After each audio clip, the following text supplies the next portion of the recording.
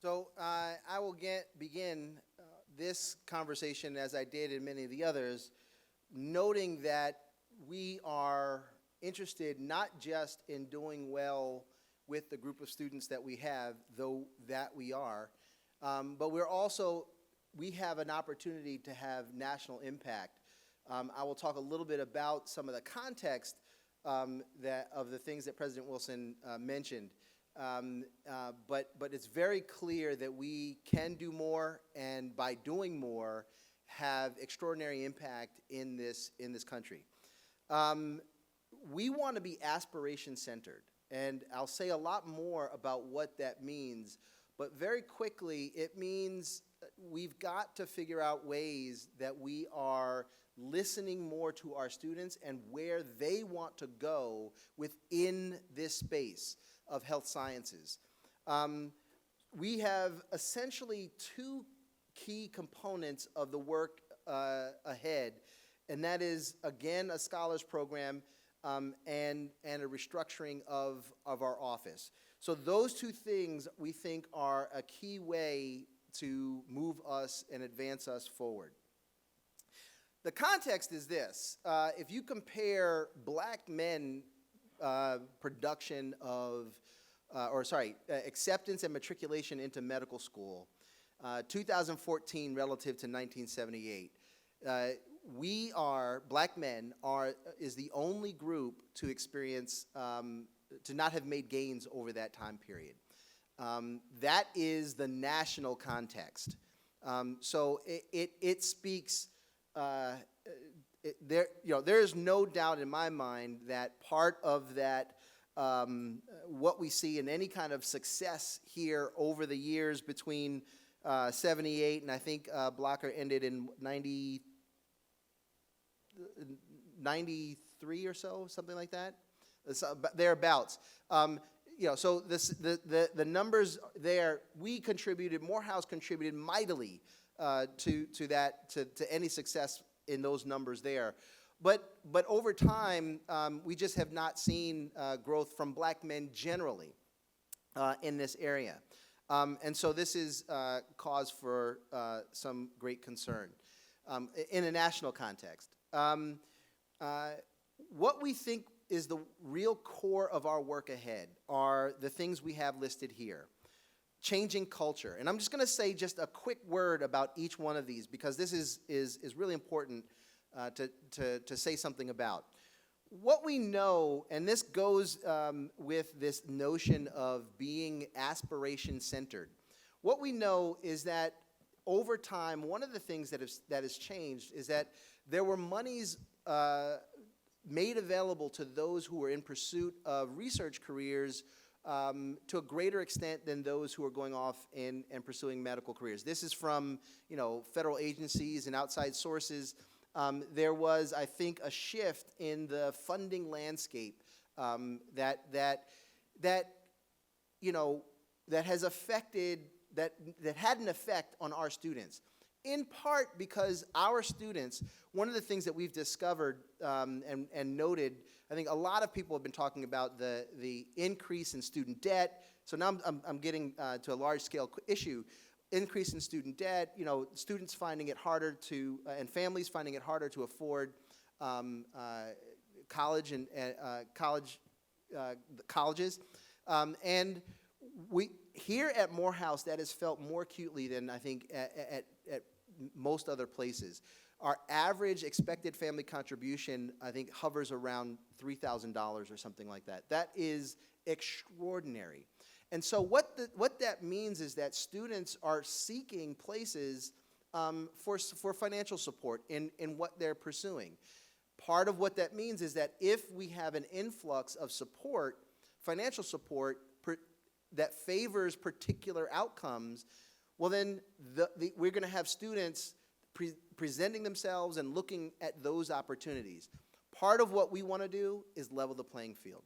Part of what we want to do is make sure that we can help students present their authentic selves, what they are truly at the core interested in. And if that's being a doctor, a dentist, a sports therapist, a health innovator, we want them to be in a position to say that to us freely and openly and not risk saying, you know what, you're not going to get the money that if you were to say you're going to be a research scientist, you would get, right? That's a terrible situation.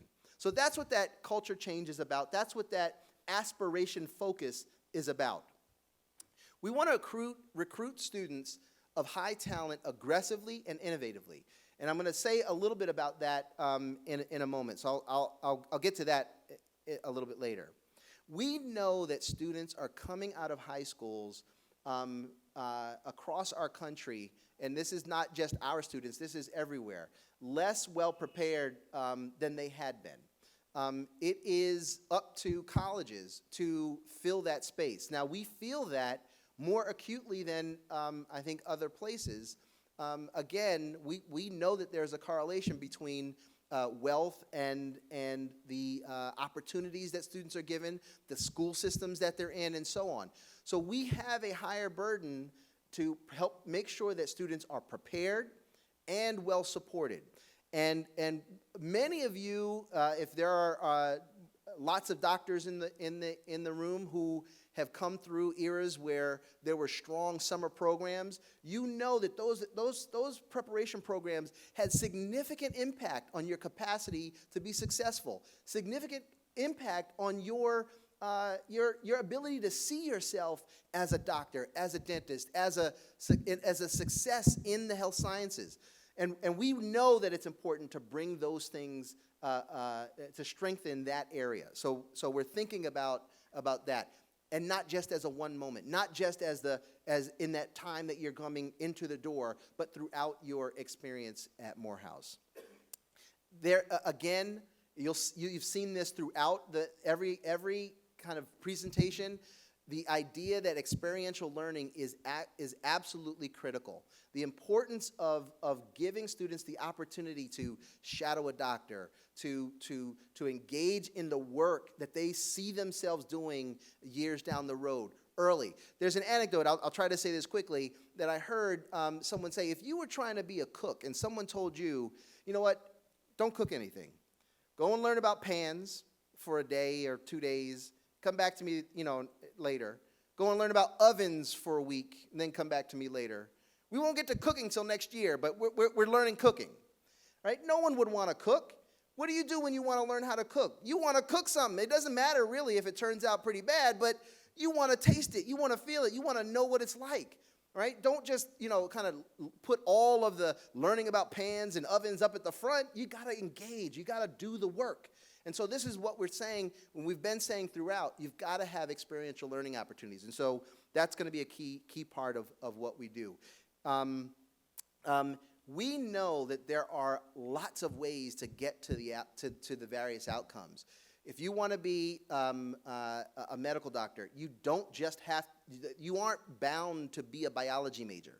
Right? There are lots of different pathways. One of the things that we're going to do is really expand our ability to share with students what are those pathways? What are the outcomes? Right? So we had someone who was I think a music major go off and do music therapy. We've had folks go off and do incredible things. And so we need to be able to provide ways that students can understand that, explore that, and navigate that space. And I've already mentioned students presenting their authentic selves. I think I have a clip here that I want to share with you from one of our faculty. So let me try and play that now.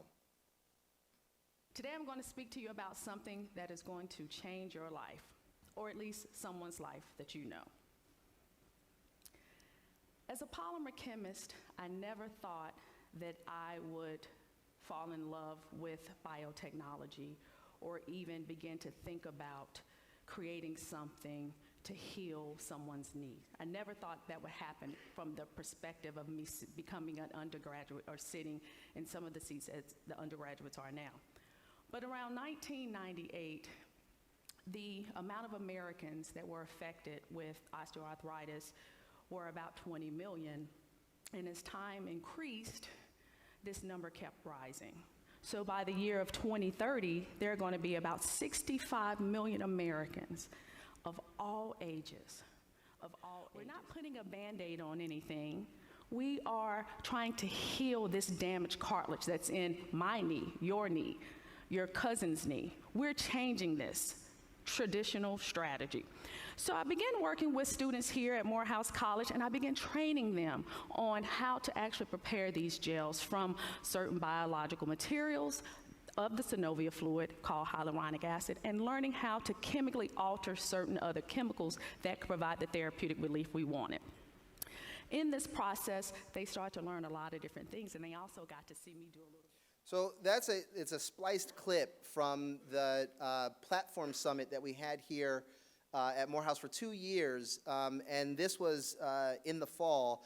Our faculty member is Juana Mendenhall in the chemistry department, and one of the reasons for bringing that clip up is that she's a real innovator. She's creating and printing and 3D printing materials that can be injected into knees that can not only be of help, but also do, as she said, have healing properties, which is an innovation that is, that is great. What part of this is to say we want students to be able to think about a whole breadth of possibilities. Even if you're not becoming a doctor, there are other ways that one might imagine themselves in the health sciences industry, and we want to make all of those possibilities available and support students in doing that work. So there's an example of being aspiration focused. This Passion Scholars Program idea, you have seen it again and again. It's been a part of every initiative, and that consistency is definitely by design. One of the things that we're trying to do is really streamline and make Morehouse and what we do more efficient, so that we can really wrap our heads around things and do them excellently. And so the more that we have similar structures, the less overhead and administrative overhead we have, and the more we can be about doing the work. Again, this scholars program has a phased approach. We know that if you're going off into the health sciences, what you need coming in the door is going to be different than what you need in kind of that early stage, is going to be different than what you need at the late stage as you prepare for steps after Morehouse. What I want to spend a little more time talking about is this notion of innovative recruiting. One of the things that we're actively talking about now is the possibility of partnering faculty together or faculty together with alumni and taking a small cohort of our students, going someplace and engaging a number of high school students of interest in a really intense seminar on topics that are of interest that would help us engage students. Certainly the students would learn something, but even more importantly, it's an opportunity for us to assess what it is, which students we think might be most interested in be successful at Morehouse and most interested in coming to Morehouse. One of the things that we know is that if a student comes to campus, 7 out of 10 of those students, if they come and experience what it's like to be in this space, 7 out of 10 of them say, I want to be there. I want to do that. I want to be in that space learning there. We can't get every student to come to Morehouse, but what we can do is take Morehouse to them. I've told this story about my being in this space with a number of young, budding mathematicians and the power of seeing those young men together thinking about, I'm a mathematician, thinking about math together with folks who look like me. They're cracking jokes about linear algebra, right? That doesn't happen anywhere else in the world. Nowhere.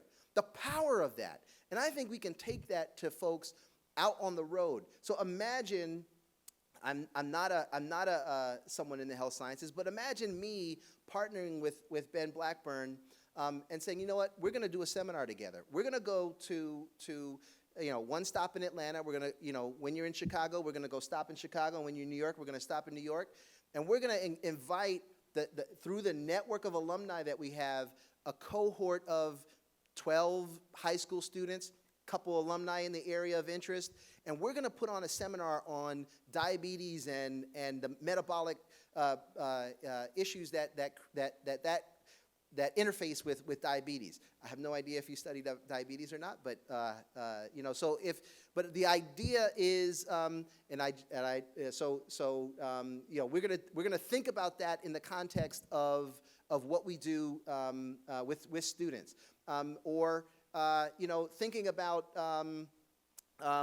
periodontal disease or some other kind of thing. We can do that work. We can partner together, pick a really exciting topic, but then our goal is to engage students with rigor and with intensity, so that we can identify the students that aren't just there that will enjoy hearing from us, but are willing to get to doing the work, that have curiosity, that have drive, that can stay with it and think through, regardless of maybe what their preparation numbers might say. There are great students who don't necessarily have the greatest SAT scores, but differentiate themselves on other factors. And by taking Morehouse to them, we can identify those great students. So that's just one idea within the context of this scholars program, because that would be used to help identify who we might bring to campus and give a scholarship to, right? So that's one aspect of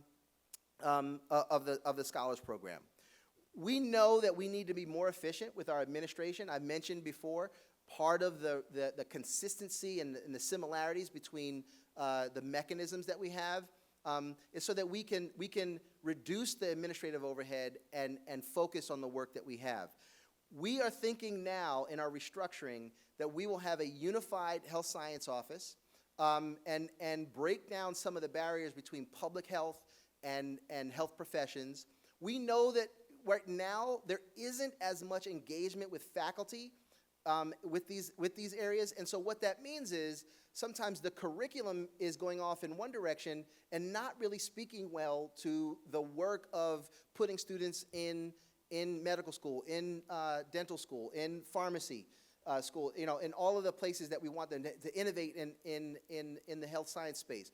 So what we want to do is to make sure that there are large cohorts of faculty that are engaged, that are liaisons and affiliated faculty with both the public health minor and with health sciences more broadly.